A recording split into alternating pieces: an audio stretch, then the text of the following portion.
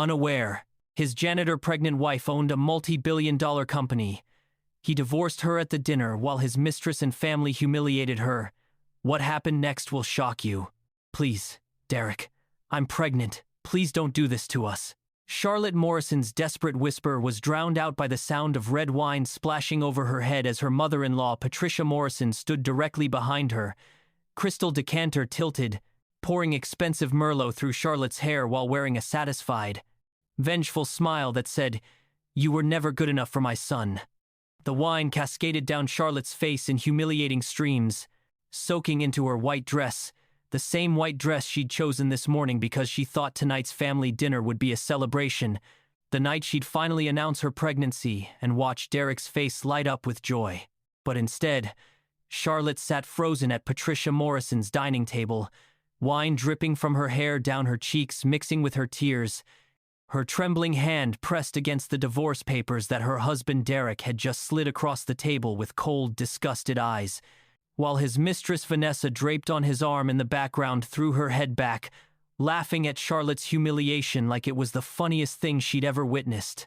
Derek Morrison sat there in his expensive dark suit, his face a mixture of shame and cruelty, watching his own mother pour wine over his pregnant wife's head and doing absolutely nothing to stop it, saying nothing to defend her, just staring at Charlotte like she was garbage he couldn't wait to throw away.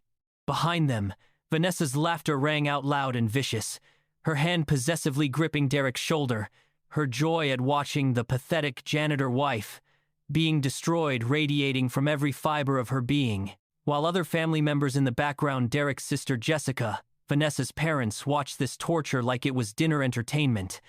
Patricia's hand rested on Charlotte's shoulder in a mock gesture of comfort, but her grip was tight, controlling, keeping Charlotte pinned in her seat while the wine kept flowing, while the humiliation kept building, while Charlotte's heart shattered into a million pieces with every drop that fell. "You're not good enough for this family, Charlotte," Patricia hissed as the last drops of wine dripped from the decanter onto Charlotte's soaking wet hair.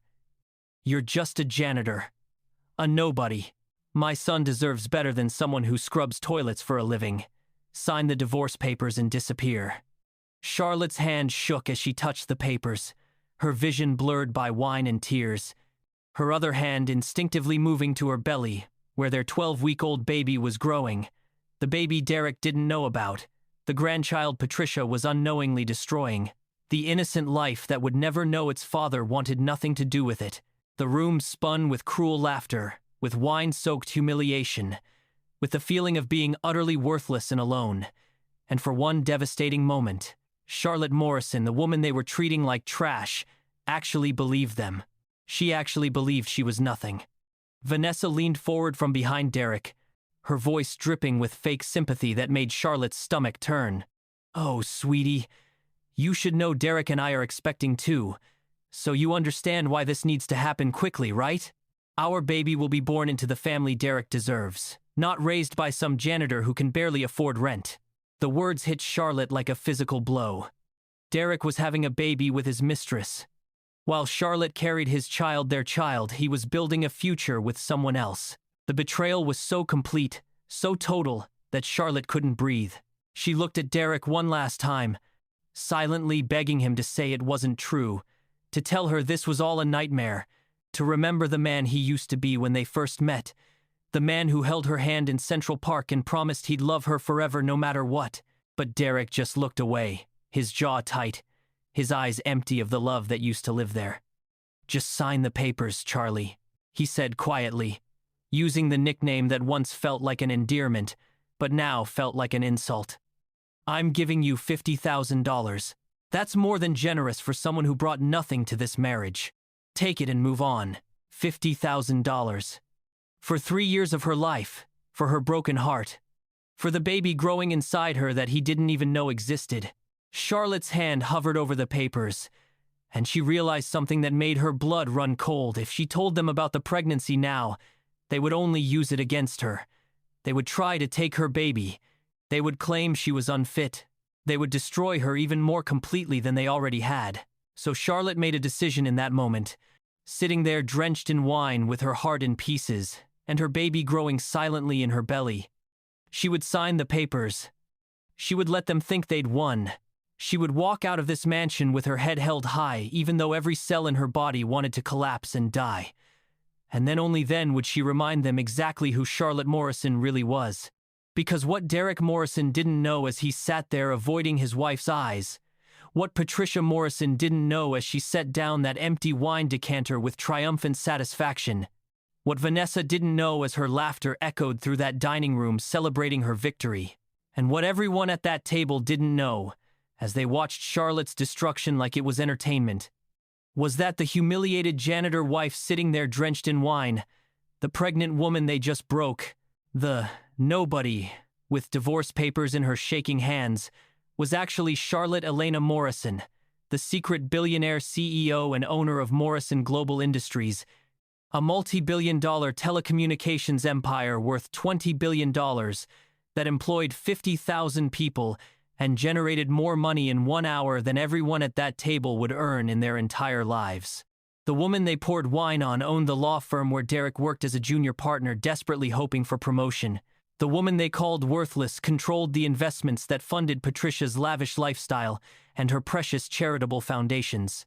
The woman they laughed at held the power to destroy every single person in that room. With one phone call to her chief legal counsel, Marcus Chen, who was probably sitting in his office right now wondering why Charlotte hadn't checked in like she always did on Friday evenings. But in this moment, as wine dripped from Charlotte's hair onto those divorce papers, as her baby grew inside her unknowing belly, as her heart broke from a betrayal so deep it felt like dying, Charlotte wasn't thinking about her billions or her power or her empire.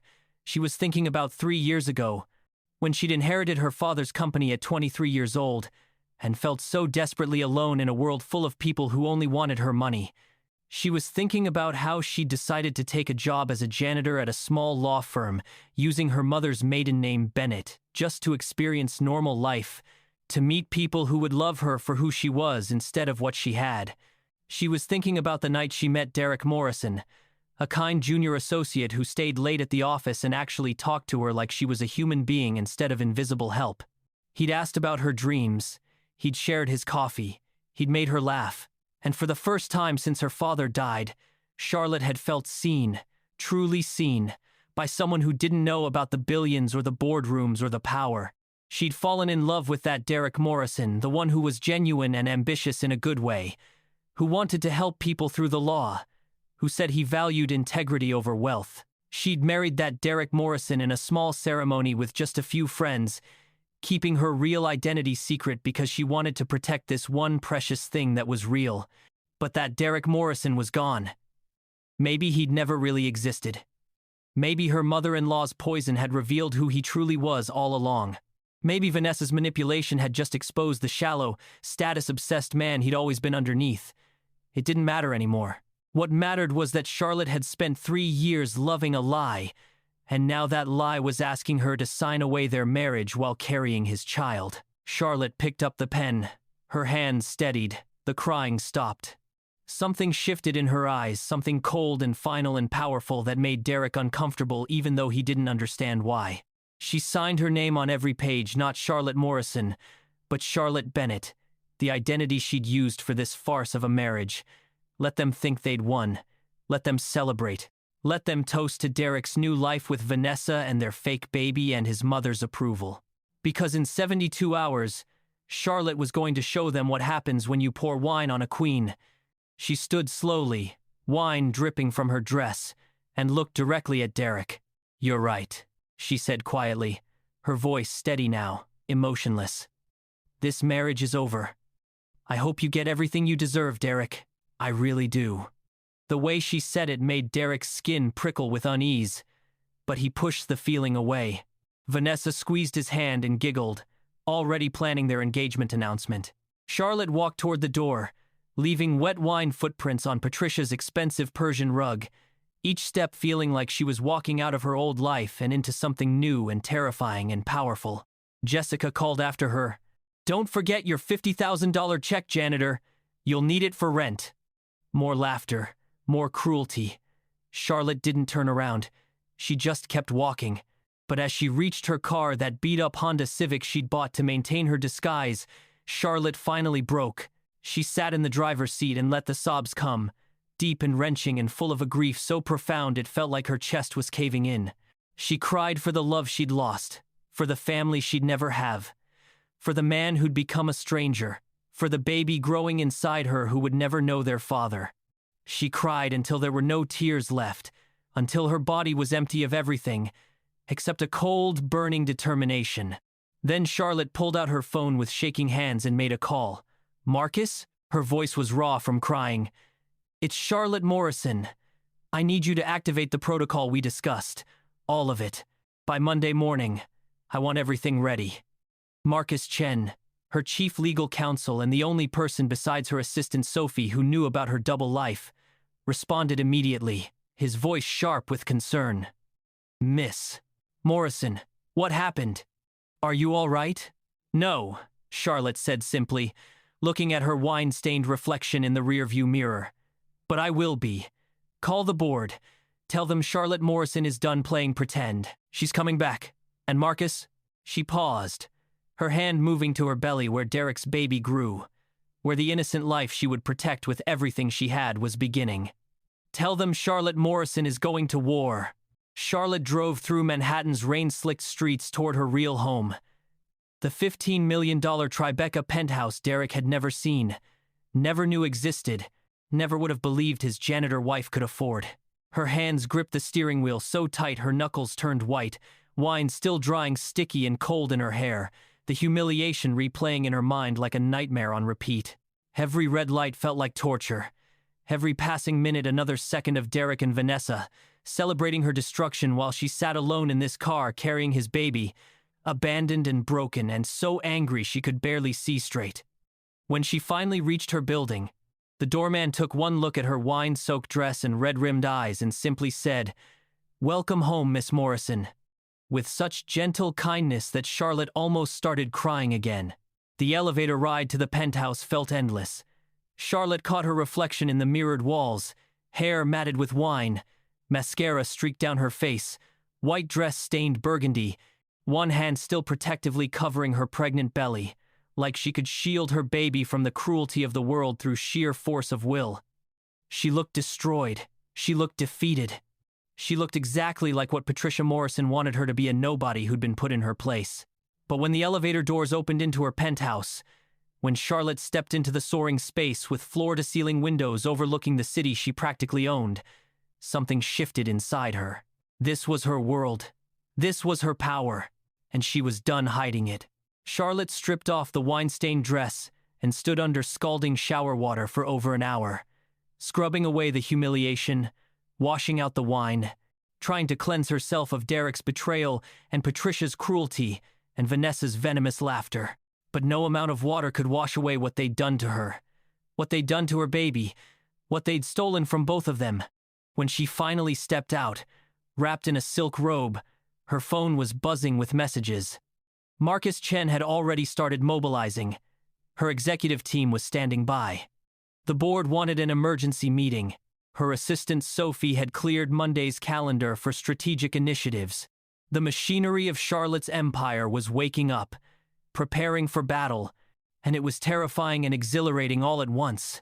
Charlotte stood at her penthouse windows looking out over Manhattan's glittering skyline, one hand on her flat belly where their 12-week-old baby was growing, and she made a promise to that tiny life inside her. "Your father doesn't know you exist yet," she whispered, her breath fogging the glass.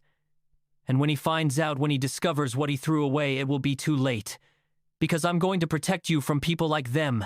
I'm going to show you that dignity matters more than status, that character matters more than wealth, that you never, ever let anyone pour wine over your head and think they've won." Her reflection in the window looked different now, not broken, but hardening, transforming from victim to warrior right before her own eyes. Monday morning arrived like Judgment Day.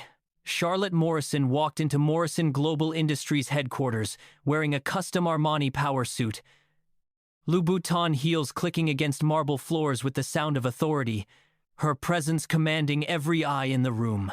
Employees whispered in awe the reclusive billionaire owner had returned. Her assistant Sophie practically ran to keep up. "Miss Morrison, Marcus has everything ready. Your 11 o'clock with Richard Kensington is confirmed. Charlotte paused, her hand moving to her belly where her baby grew hidden beneath the tailored suit. They poured wine over my head, Sophie. They called me worthless while I carried his child. Let's show them what happens when you humiliate a queen. At 11 o'clock, Richard Kensington entered her office looking nervous because he'd never met the actual owner of Morrison Global Industries, his firm's biggest client, generating $4.2 million annually. Miss Morrison, this is an unexpected pleasure, he began. Charlotte gestured to a chair, remaining standing a power move. Mr. Kensington, I'm here to discuss your partnership vote tomorrow, and Derek Morrison, who happens to be my soon-to-be ex-husband. Kensington's face drained of color. Charlotte slid evidence across her desk. Derek's affair with subordinate Vanessa Sterling documented in emails and expense reports, ethics violations, falsified charges. I'm concerned about doing business with a firm that rewards such behavior. She delivered her ultimatum coldly. Deny him partnership based on these violations, and I'll triple our contract to $12 million annually. Or I take everything to your competitor and watch your firm collapse. Your choice. 24 hours later, Derek sat in the conference room with other partnership candidates, his future hanging in balance. Something felt wrong. Senior partners had avoided him all week. Richard Kensington entered looking grave. The partnership committee has made its decision. He announced 5 new partners. Derek's name wasn't among them. Mr. Morrison, Miss Sterling. Please remain. Everyone else dismissed. When the room emptied, Kensington's voice was hard. Mr. Morrison, we have serious concerns about ethics violations and your relationship with a subordinate. Miss Sterling, you're terminated for falsifying a pregnancy test. Vanessa gasped. Derek turned to her, horrified. You're not pregnant? She'd destroyed his marriage for a lie. Security escorted them out while every colleague watched their humiliation. Derek's phone rang. His mother, Patricia, hysterical. The community foundation is removing me. There's an investigation into charity fund misuse. Your father's trust is frozen. What's happening? By Wednesday, the Sterling family learned their $8.3 million in property debt had been purchased by a private equity firm demanding full payment or foreclosure. By Thursday, Derek sat desperate in his mentor Paul Davidson's office. Paul, it's like someone's targeting me. What did I do? Paul gave him a pitying look. Derek, what did you do to Charlie? Derek frowned, confused.